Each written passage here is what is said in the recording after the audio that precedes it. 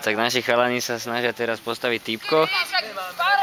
Prichádza rozhodujúca fáza. Stavenie trojnožky. Ja by som odporúčal tú tyč, ktorú ste mali mimo, si ju vrátiť mimo. To bola táto? Počkaj, ja viem ktorá. Táto. Tá, ktorá najviac pretrča. Táto, tá je tak iná. No. Beru ju. Tam ju, toč. Dobre? Ešte bola.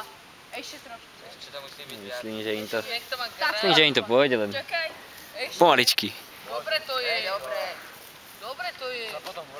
To je úplne jedno, len aby sa vám to dalo postaviť. Ja som vám chcel iba takto pomôcť, lebo sa vám to takto bude lepšie staviť. A teraz tento stredky ide hore. Najväčší ich problém je ten, že sa strašne všetci hrnú do roboty. Nech držia týč a jeden niekto zdvíha. Nikto nikdy nevie, že čo má kedy robiť. Janka! Janka! Tam.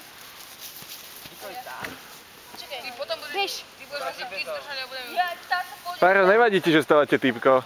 A však teraz má vyhnať zatiaľ. Dobre, len to dvihnime. Bacha, ten špagát sa rozmotá.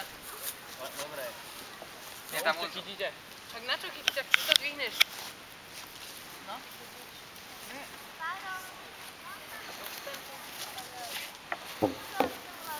Dobre, Martin, rozdieluj tyče. Kam ich mám zase? Len tu ku mne. Čo puká? Ja by som povedal, že Táto by musí mala ísť dosadu. takto. Áno. Dobre. Musíme celé zdvihnúť. Tak poďme. Každý jednu. A však... No poďme. No a pomôžte Martinovi niekto. Ty sa týka chod držať tú tyč, nezdvíha. Ale počkaj. Páro, ty tam pre Boha nestoj, lebo keď to na teba padne, tak skapeš. A bež, špagát, Páro. Počkaj, poďte tuto istiť. Adam, poď sem.